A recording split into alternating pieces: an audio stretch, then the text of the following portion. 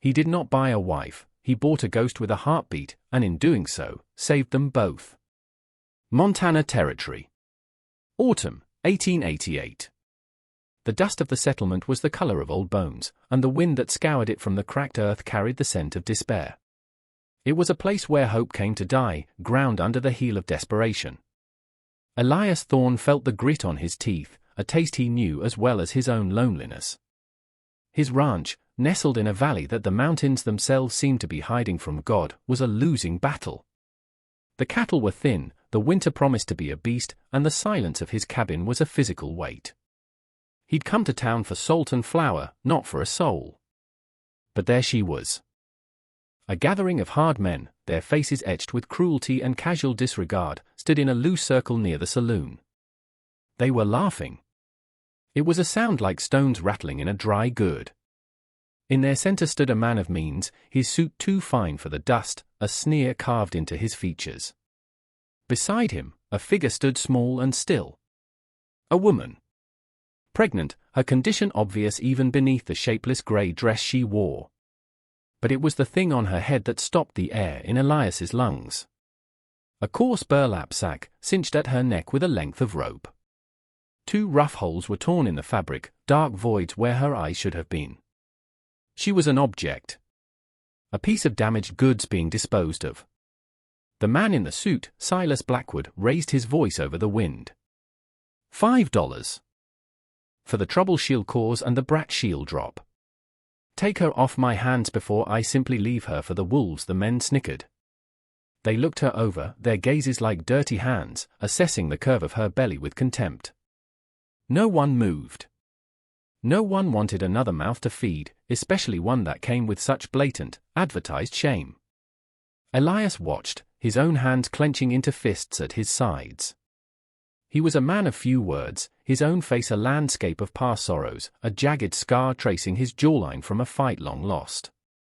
He knew what it was to be marked, to be judged by the exterior. He saw not a piece of property, but a terror so profound it had frozen a human being into a statue of misery.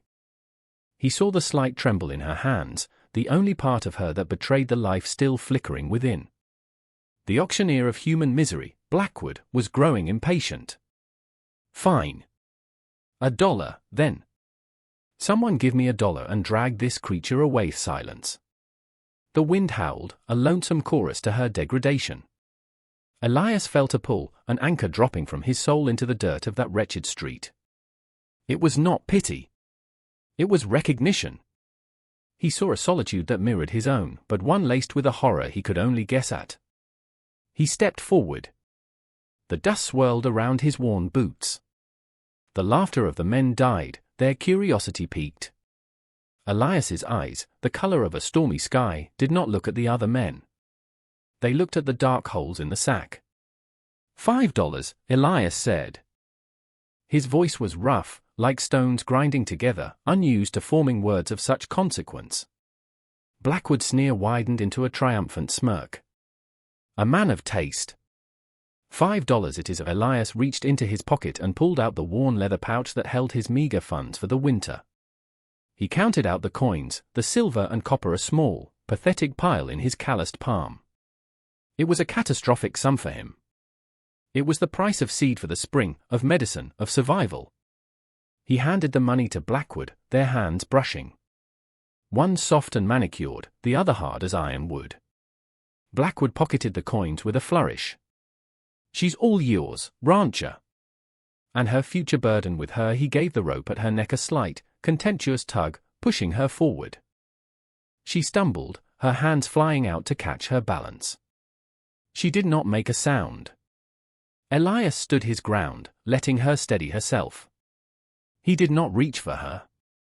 He did not touch the rope. He simply waited. When the small crowd dispersed, their entertainment over, it was just the three of them under the vast, indifferent sky, Elias, the woman in the sack, and the silent, growing life she carried. He gestured with his head toward his wagon, parked at the edge of the settlement. "Come," he said.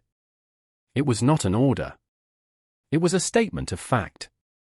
This is the way forward. She hesitated for a fraction of a second, a flicker of indecision in her posture. Then, with a slow, deliberate movement, she turned and followed the quiet stranger who had just purchased her shame for the price of his own future. The journey back to his ranch was a study in silence. The rattling of the wagon wheels over the rutted track was the only conversation between them. She sat on the buckboard, her back rigid, her hands clasped tightly in her lap over her swollen belly. She did not move, did not speak. The sack on her head remained, a terrible flag of her surrender.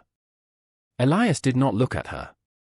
He kept his eyes on the weary backs of his horses, on the distant, jagged line of the mountains that guarded his valley. He could feel her presence beside him, a knot of fear and exhaustion. The air was thick with questions he would not ask. Who was she? What had been done to her? Who was the father of the child she carried? He knew the answers did not matter. Not now. What mattered was the cold seeping into the air, the promise of the first snows in the high peaks. What mattered was the sanctuary, however meager, that lay ahead. They arrived as twilight bled across the sky, painting the clouds in hues of purple and bruised orange. The cabin was small, built of rough-hewn logs, smoke curling from its stone chimney like a lonely prayer. It was not much, but it was his. He reined in the horses and got down. He said nothing, simply went about the familiar tasks of unhitching the team, his movements economical and sure. He did not offer her a hand. He sensed she would refuse it. After a moment, she slid down from the wagon seat herself, her landing soft and awkward. She stood by the wagon, a lost shape in the growing gloom, waiting. For what? An order? A blow? He led the horses to the barn, their quiet snorts and the smell of hay a comfort in the stillness. When he returned, she hadn't moved. She was a statue carved from shadow. He walked to the cabin door and pushed it open. A wash of warm, fire-scented air spilled out. "Your room is there," he said, pointing to a small door just off the main living space. "There is water in the pitcher." And a lock on the inside. The lock was the most important part.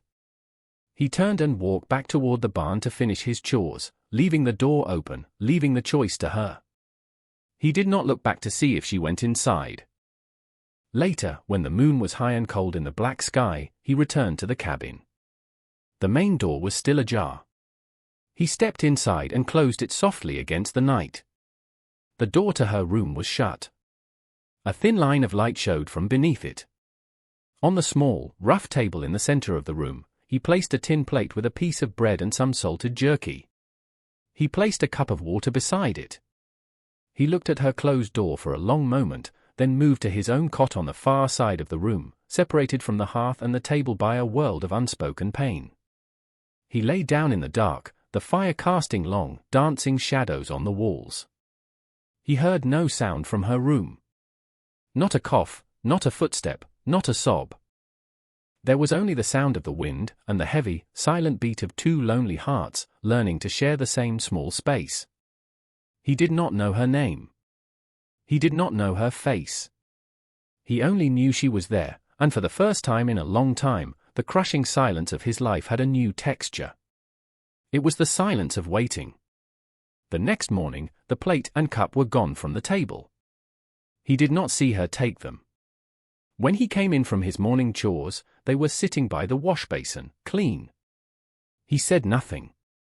He simply refilled the cup and set out another piece of bread. This became their ritual. Their language. He would leave food. It would disappear. The empty plate would be returned, clean. For days, she was a ghost in his house. He would hear the soft creak of a floorboard from her room, the whisper of movement. But he never saw her. He gave her space, a commodity he guessed she had never known. He chopped wood, the rhythmic thud of his axe a steady heartbeat in the valley. He mended fences, his scarred hands working with practiced skill. He hunted, bringing back a lean deer that he dressed and smoked, ensuring they would have meat for the winter. And through it all, he felt her presence. A silent observer from behind a closed door.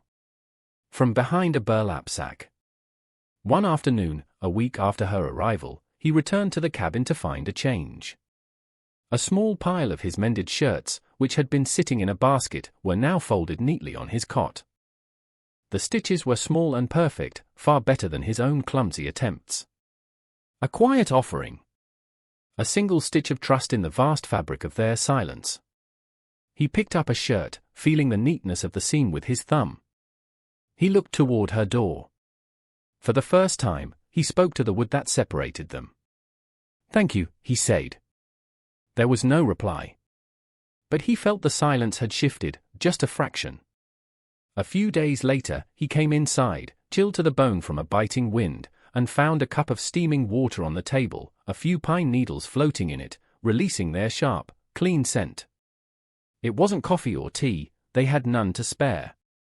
It was just hot water. An act of care. A gesture that spoke volumes. He drank it slowly, letting the warmth seep into him.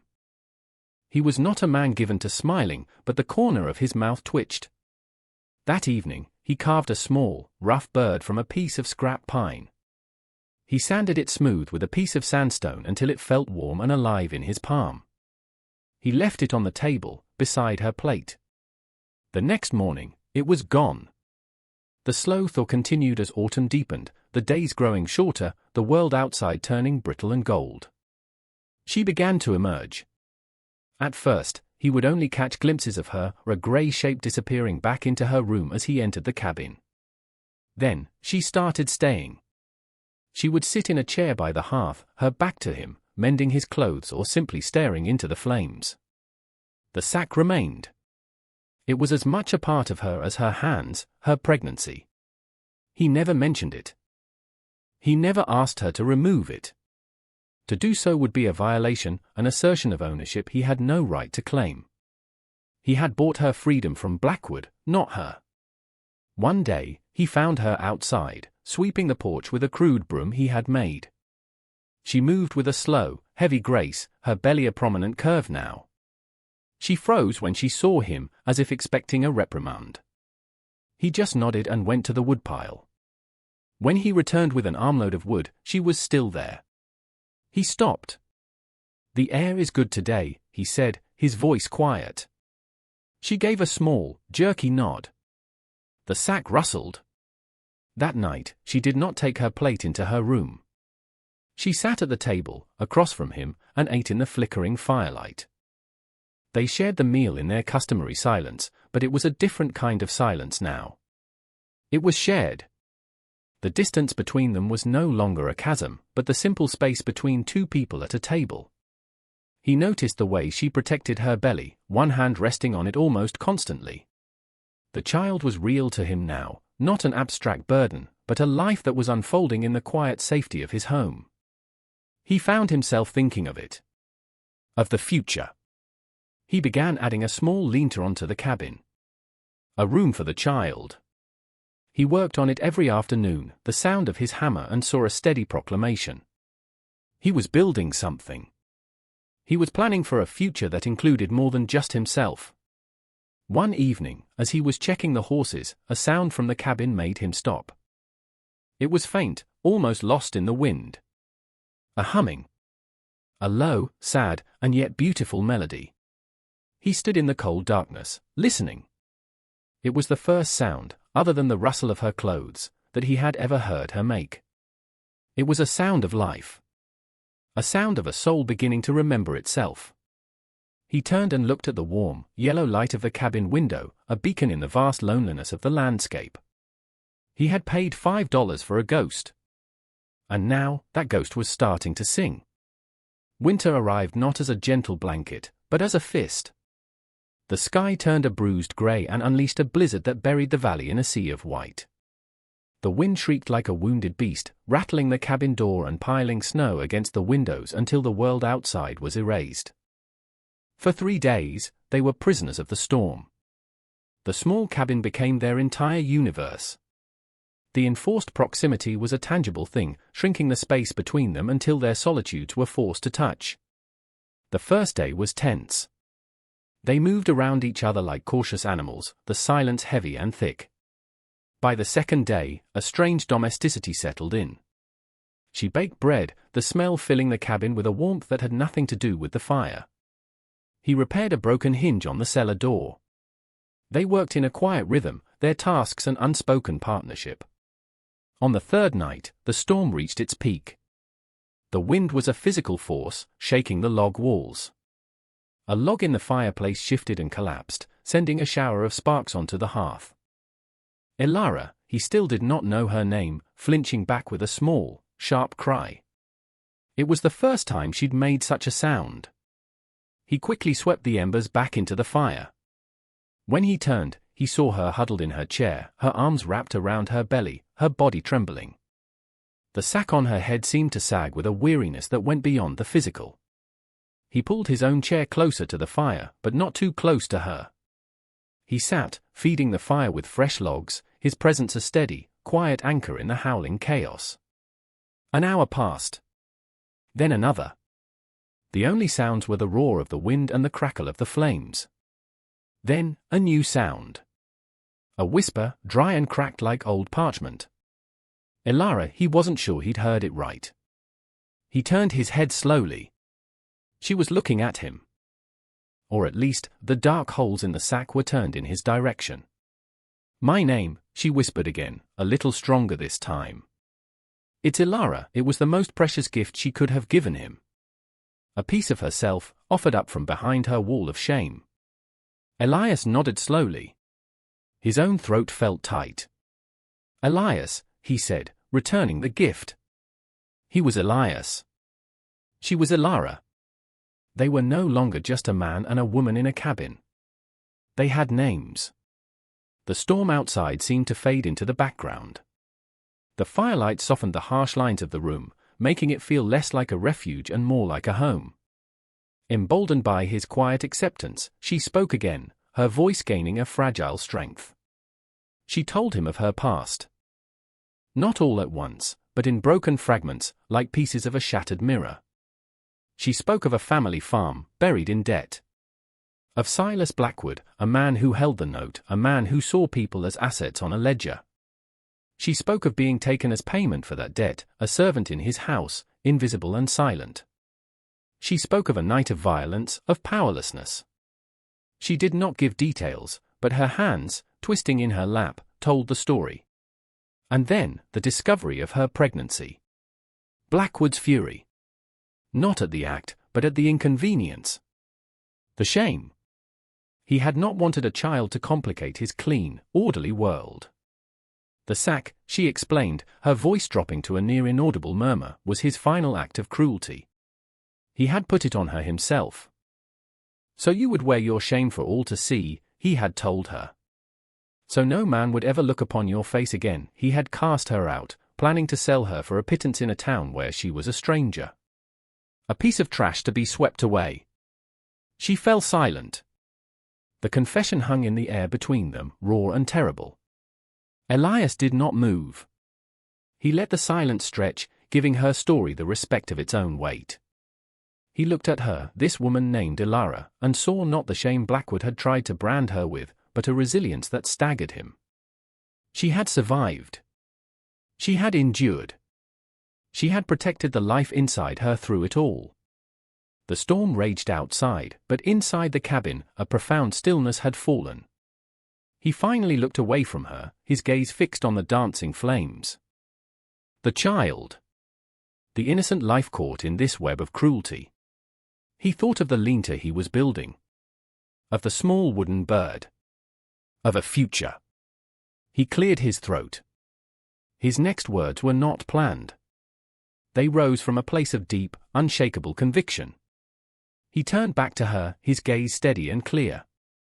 The child, he said, his voice low and firm, cutting through the last echoes of her pain. When it comes, it will have my name. Elara's head jerked up. The sack, the horrible symbol of her facelessness, seemed to recoil. I'll raise the baby as mine, he continued, the words as solid as the stone of the hearth. Blackwood has no claim here. This is our home now. The child will be safe here. You will be safe here. It was a vow. A promise forged in a blizzard, witnessed by firelight. It was more than an offer of protection, it was an offer of belonging. An offer of a family. Elara did not speak. She could not. A sound escaped her, a choked, broken sob that she had held inside for months, for a lifetime. The tears she shed were not for the ghost in the sack, but for the woman named Ilara, who was, for the first time, being seen. Spring came to the valley like a long, slow miracle. The snow receded, unveiling a world washed clean, green shoots pushing through the damp earth. The sun felt warmer, the air sweeter. Hope, it seemed, was not just a feeling but a season. Ilara blossomed with it. The birth was drawing near, and the fear that had once defined her was being replaced by a quiet, fierce maternal strength. She still wore the sack, but it seemed different now, less a prison and more a habit she had not yet decided to break. Their life had settled into a comfortable routine. They spoke more now, in quiet sentences about the weather, the garden she had started planting, the coming child. One afternoon, Elias found her in the lean-to he had finished, running her hand over the small cradle he'd built. He had carved a series of tiny, imperfect birds into the headboard. She traced one with her finger. "It's beautiful," she said, her voice soft. "He'll like it," Elias replied, his use of Sisu as natural as breathing. They had decided, without discussion, that it was a boy. Their boy. But the peace of their valley was a fragile thing. One bright morning in late April, a sound intruded. The sound of horses. Not one, but several, coming up the track to the cabin. Elias was splitting firewood, his axe resting mid-swing. He straightened up, his body instantly tense. He saw them then, 3 riders cresting the small hill. The man in the lead was unmistakable. Silas Blackwood. He sat his fine horse as if it were a throne, his arrogant posture a scar on the landscape. Flanking him were 2 hired men, their faces hard and impatient. Ilara, who had been hanging laundry on a line, froze. The color drained from her face. She dropped a piece of linen and her hand flew to the sack, as if to ensure it was still there, her shield and her cage. Blackwood reined his horse to a halt a few yards from Elias. He surveyed the small cabin, the half-finished garden, with a contemptuous sneer. His gaze fell on Ilara's swollen form, and his lip curled. "I see my property has been well tended," he said, his voice dripping with condescending venom. "I've come to collect it." Elias placed his axe down slowly, deliberately. He moved to stand between Blackwood and Ilara. He was a wall. "She is not your property," Elias said, his voice dangerously low. "She is my wife." The lie was instinctive, protective. It came out fully formed, a shield made of words. Blackwood laughed, a harsh, ugly sound that startled the birds from a nearby pine. "Your wife? This thing? I hold the bill of sale. I paid her family's debt. She belongs to me until I say otherwise. Now, step aside, rancher, before you get hurt. You're not welcome here," Elias stated, his feet planted firmly in the dirt of his home. Leave. Blackwood's amusement vanished, replaced by a flash of rage. "I will not be told what to do by a dirt-poor squatter." He dismounted, his movements fluid and aggressive. "I'm taking her. The child I'll deal with later." He started to move toward Ilara. She let out a small, terrified gasp and took a step back, stumbling. That sound was the only catalyst Elias needed. He did not charge. He did not yell. He moved with the swift, deadly economy of a predator protecting its territory. As Blackwood lunged for Ilara, Elias stepped into his path. The first blow was not from Elias's fist, but from his shoulder, a solid, unyielding impact that sent the surprised Blackwood staggering back. The 2 hired men, seeing their employer attacked, spurred their horses forward. But Elias was on his own ground. He kicked the wood-splitting block into the path of the nearest horse, causing it to rear in panic. He grabbed the handle of his axe. He did not raise it to strike, but held it low, a clear and lethal warning. The second man, seeing the cold, deadly promise in Elias's eyes, hesitated. Blackwood recovered, his face purple with fury. He pulled a small, silver-plated pistol from his coat. "You'll regret that, peasant," he snarled, raising the weapon. But Ilara, who had seemed frozen in terror, moved. With a cry that was pure, primal rage, she grabbed the heavy wooden bucket of water she'd been using for laundry and threw it with all her might. The bucket caught Blackwood square in the chest, soaking him and throwing him off balance. The pistol discharged, the shot going wild, echoing harmlessly across the valley. In that split second of distraction, Elias closed the distance. He was not a gunman, he was a man of strength and leverage. He drove his fist into Blackwood's gut, doubling him over. He wrenched the pistol from his grasp and threw it far into the tall grass. The fight was short, brutal, and graceless. It ended with Blackwood on the ground, gasping for air, his fine suit covered in mud and his arrogance shattered. Elias stood over him, breathing heavily, his scarred face a mask of cold fury. The two hired men, seeing their employer so utterly defeated by a lone, determined man, had no stomach for the fight. They exchanged a look, wheeled their horses around, and galloped away, leaving Blackwood to his humiliation. Elias looked down at the wheezing man on the ground. "Get up," he commanded. Blackwood struggled to his feet, clutching his ribs. Fear had replaced the cruelty in his eyes. "You will never come back here," Elias said, his voice leaving no room for argument. "She is not yours. The child is not yours. This valley is not yours. If I ever see your face again, I will not be so merciful." He gestured with his head toward Blackwood's horse. Go. Without a word, Silas Blackwood scrambled onto his horse, his dignity in tatters. He cast one last look of pure hatred at Elias and Elara, then spurred his horse into a frantic retreat, chasing the dust of his cowardly men. Silence descended on the valley once more, broken only by the chirping of the birds. The threat was gone. Vanquished. Elias stood there, his chest heaving, his knuckles bruised. He turned slowly to look at Elara. She was standing perfectly still, her hands clasped at her throat. The sack was askew from her sudden movement, revealing a patch of her cheek and the curve of her jaw. She was staring at him, not with fear but with a look of stunned awe. He had not just protected her. He had fought for her. He had called her his wife. He had claimed her and their child in the face of the man who had tried to erase her. Elias took a step toward her, his expression softening. He saw a flicker of movement, and his eyes widened in surprise. Slowly, with hands that trembled but did not falter, Elara reached up. She untied the rope at her neck.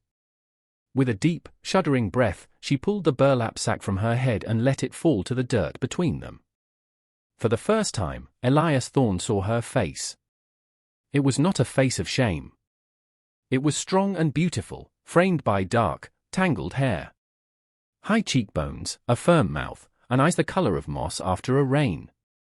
Those eyes were filled with tears, but they were not tears of sorrow. They were tears of liberation. He saw a scar on her temple, a faint white line, but it did not mar her beauty, it was simply part of her story. A story she would no longer have to hide. He walked the final few steps that separated them until he was standing right in front of her. He gently raised his bruised hand, his calloused fingers hesitating for a moment before they brushed a tear from her cheek. She did not flinch. She leaned into his touch, closing her eyes. In that moment, the cabin, the ranch, the valley, it all became a home. His promise to raise the child as his own was no longer an act of charity, but the foundation of a family. Her silence was no longer a symptom of fear, but a quiet space waiting to be filled with love. He had bought a ghost, but he had saved a woman. And she, in turn, had just saved him right back. The air, warm with the promise of summer, felt like a benediction. The sack lay on the ground, a discarded relic of a life that was now over. Later that evening, as the sun dipped below the mountains, casting long, peaceful shadows across the valley, Elara picked it up. She did not look at it with hatred, but with a strange, detached finality. She took it to the fire pit Elias had dug near the cabin. Elias stood with her, watching. He thought she would throw it into the flames, a final, dramatic act of severance. But she didn't. She took a small pair of scissors from her sewing kit and carefully cut a clean square from the rough burlap. The rest she tossed into the fire, and they watched together as the flames consumed it, turning the symbol of her torment into ash and smoke that drifted up into the twilight sky. Then, she took the small square of fabric inside.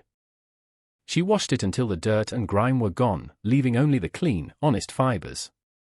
She set it out to dry by the hearth.